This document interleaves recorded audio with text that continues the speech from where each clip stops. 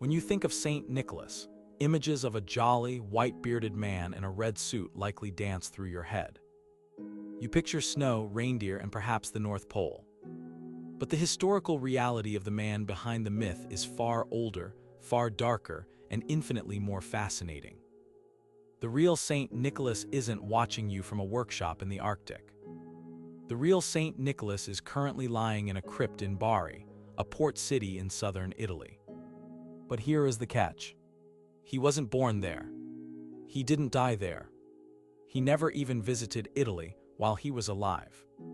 So how did the patron saint of children, the inspiration for Santa Claus, end up over 1,000 miles from his home, buried beneath a fortress-like basilica in the heel of Italy's boot? The answer involves a band of desperate merchants, a high-stakes conspiracy, a sledgehammer, and one of the most brazen grave robberies in the history of the world. This is the story of the Great Bone Heist of 1087. To understand why a group of sailors would risk their lives and their souls to steal a skeleton, we have to look at the world of the 11th century. This was a time when the internet didn't exist, and tourism wasn't about beaches or theme parks. The tourism industry of the Middle Ages was built entirely on one thing: relics. Bones, vials of blood, scraps of clothing, anything that had touched a saint was considered a conduit to the divine. If a city possessed the body of a major saint, pilgrims would flock there by the thousands.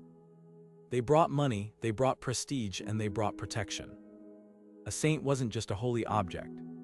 A saint was a fluctuating economic asset and a spiritual nuclear deterrent. In the year 1087, the city of Bari was in trouble. For centuries, it had been a major hub of the Byzantine Empire in Italy, but the Normans had recently conquered it. The city's economy was stagnating. Its merchants were watching their rivals in Venice grow richer and more powerful by the day. Bari needed a miracle. Specifically, they needed a marquee attraction. Across the Adriatic and Aegean seas in what is now modern-day Turkey lay the ancient city of Myra. This was the resting place of Saint Nicholas, a 4th-century bishop famous for his generosity and his miracles.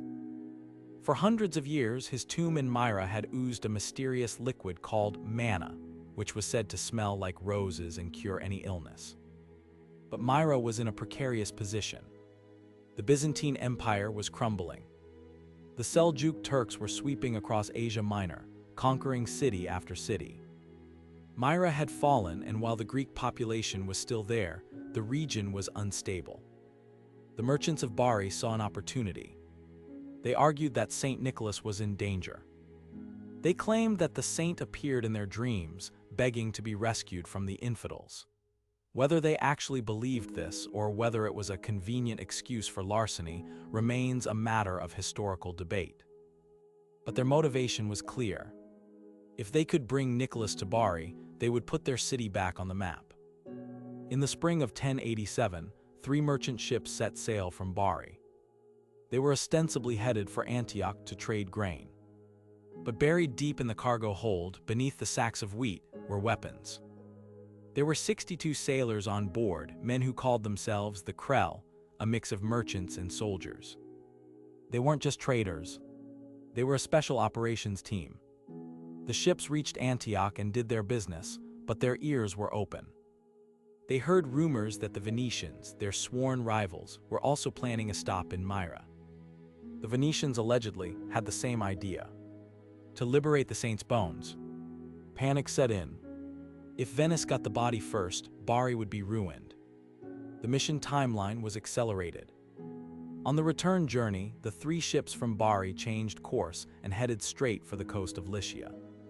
They arrived at the port of Myra in April. To their relief, there were no Venetian warships in the harbor. But they had to be careful. They couldn't just storm the church. They needed to scout the situation. 2 men were sent ashore. They walked the 2 miles from the harbor to the church of St. Nicholas. They entered as humble pilgrims, looking for guards. What they found surprised them. There was no garrison of Turkish soldiers. There was no army. The great shrine was guarded by only 4 Orthodox monks. The scouts hurried back to the ships to report. The path was clear, but now a debate broke out among the 62 sailors. Some wanted to use diplomacy. Others wanted to use force. Eventually, 47 of the men armed themselves and marched to the church. The other 15 stayed behind to guard the ships. When the armed group arrived at the church, they tried the soft approach first. They told the monks they had come to venerate the saint. The monks, suspicious of this large group of armed foreigners, watched them closely. The leader of the Barian expedition pulled the monks aside. He spun a tale, claiming the Pope himself had sent them to take the body to Italy for safekeeping. He offered the monks 300 gold coins, a fortune in those days, to look the other way. The monks were outraged. They rejected the gold and threatened to ring the church bells to summon the local population. The time for diplomacy was over. The sailors drew their swords. They grabbed the monks and bound them. One of the monks, terrified, cracked under the pressure. He pointed to a floor in the sanctuary and revealed where the true sarcophagus was hidden beneath the pavement. The clock was ticking.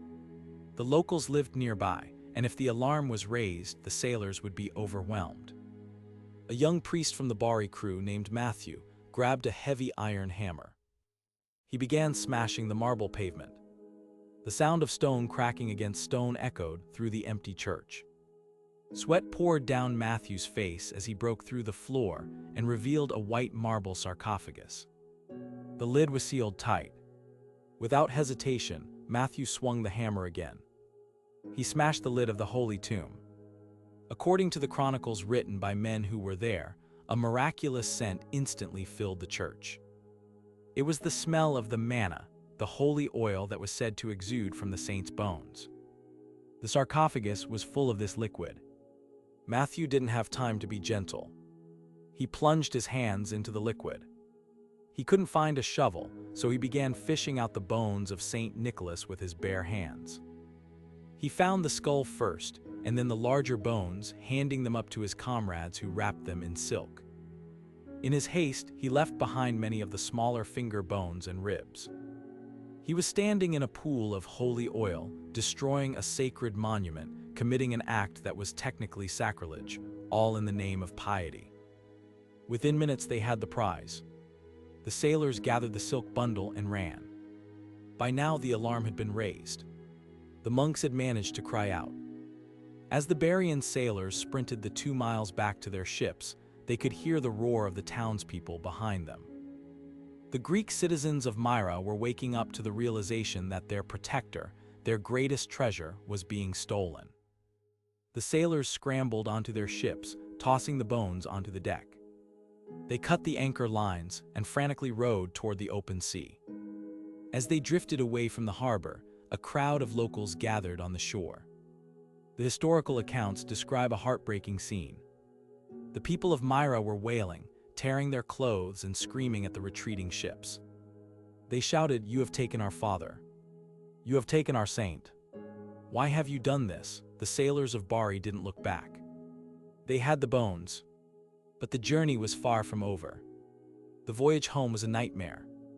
They were sailing across the Mediterranean with a stolen corpse, terrified of Venetian pursuit and terrified of the wrath of God. Storms battered the ships. The sailors began to panic. They believed the saint was angry with them. They opened the reliquary box. They made vows. They promised to build a magnificent church. They promised to honor the saint forever. According to legend, the storms broke and the seas calmed. On May 9, 1087, the ships sailed into the harbor of Bari. The city went wild. The news had traveled ahead of them. The entire population rushed to the docks. Clergy, nobility, peasants, everyone was there. The sailors were greeted not as thieves, but as heroes. They had saved Saint Nicholas. They had brought him to a Christian land. But the drama wasn't quite finished. Immediately, a fight broke out between the Archbishop of Bari and the abbot of the local Benedictine monastery. Both of them wanted custody of the bones. The Archbishop wanted them for the cathedral. The abbot wanted them for his monastery. The sailors, the very men who had stolen the bones, stepped in. they refused to hand the saint over to the archbishop. They claimed Nicholas belonged to the people of Bari, not the hierarchy. They insisted a new church be built, a church specifically for him. And that is exactly what happened. The Basilica di San Nicola was constructed to house the remains. It stands there to this day, a massive, fortress-like church in the heart of the city. The heist was a complete success. Bari became a major pilgrimage destination. The economy boomed.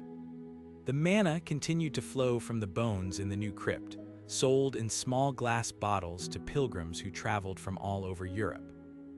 But what about the leftovers? Remember, in their haste, the sailors had left behind the smaller bones. A decade later, during the First Crusade, the Venetians finally made it to Myra. They found the smashed tomb and the few remaining fragments of the skeleton. Determined not to go home empty-handed, they stole the scraps the Barians had missed. To this day, Venice claims to have part of Saint Nicholas, though Bari holds the lion's share. So when you celebrate Christmas and you hear stories of Santa Claus coming down the chimney, remember the irony. The man who is famous for breaking into homes to leave gifts was himself the victim of a break-in. His post-mortem journey wasn't on a magic sleigh, but in the cargo hold of a getaway ship. The Great Bone Heist of 1087 changed the map of Europe. It shifted the center of religious power from east to west. It turned a quiet Italian port into a legend. And it proved that in the Middle Ages, the line between a pirate and a pilgrim was often just a matter of perspective. Today, if you visit the crypt in Bari, you can see the tomb. You can see the Orthodox icons and the Catholic candles burning side by side. It is a place of peace now. But if you listen closely to the history, you can still hear the sound of the hammer smashing the marble, the shouts of the angry mob on the shore, and the splash of oars cutting through the water as Santa Claus was stolen away into the night.